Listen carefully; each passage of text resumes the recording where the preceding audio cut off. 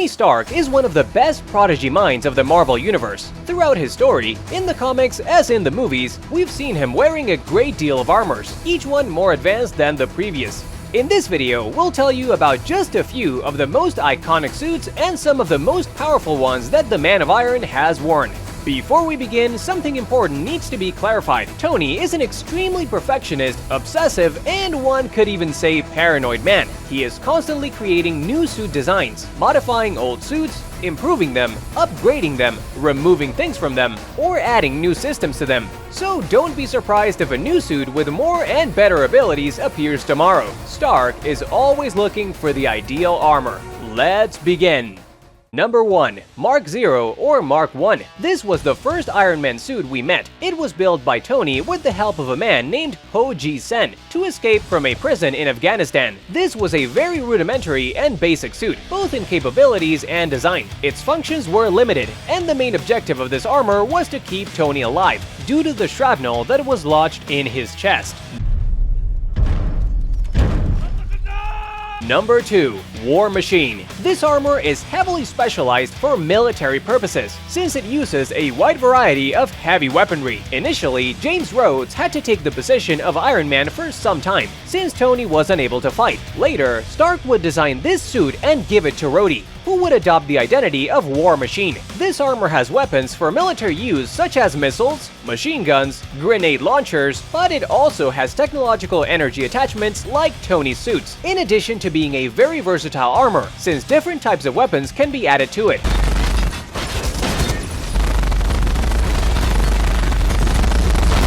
Number 3. Hulk Buster. This one is already well known to all, and has become one of the most iconic Iron Man suits. The Hulk Buster, as its name implies, is a suit specifically designed to contain the Hulk. It differs a lot from other suits thanks to its large size and volume. It basically has all the weapons and features of a base Tony armor, but more powerful and on a larger scale. It has repulsor rays, missiles, it's a little more resistant to physical damage, plus it can be repaired in combat, since it has compartments that store pieces of armor that could break during battle.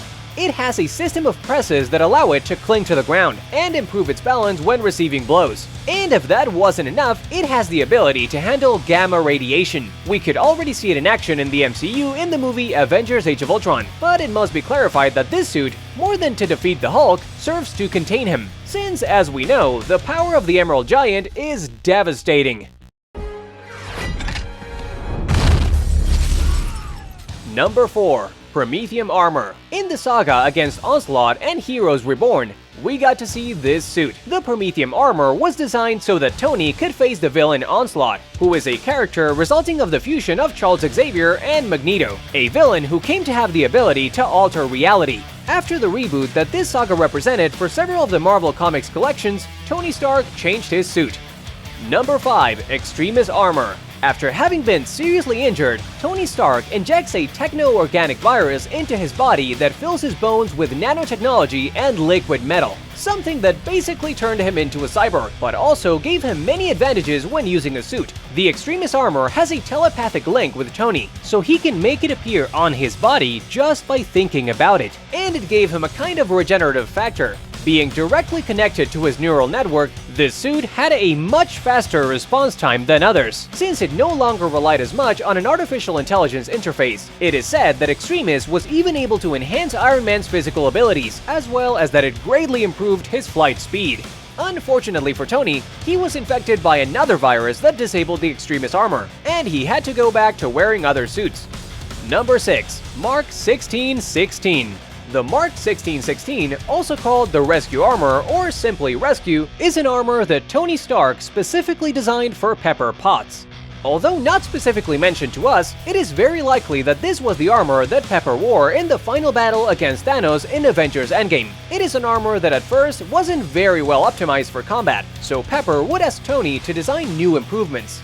This armor would incorporate the artificial intelligence called Jarvis, a computational assistant based on Edwin Jarvis, a character who in the comics is Tony Stark's butler.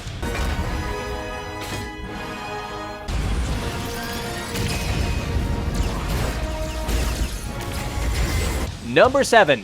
Thor Buster. Sister suit of the Hulk Buster, this armor is specially designed to face Thor. Among the many functionalities, it has the ability to absorb the energy of Thor's lightning bolts, thanks to an Asgardian crystal that Tony received as a gift from Odin's own son. That said, we can understand that the energy used by this armor comes directly from an Asgardian magical source, which makes it very powerful. Number 8. Iron Destroyer. And since we're talking about Asgard, Tony also had in his arsenal an armor called Iron Destroyer, which he forged together with Odin in his own kingdom.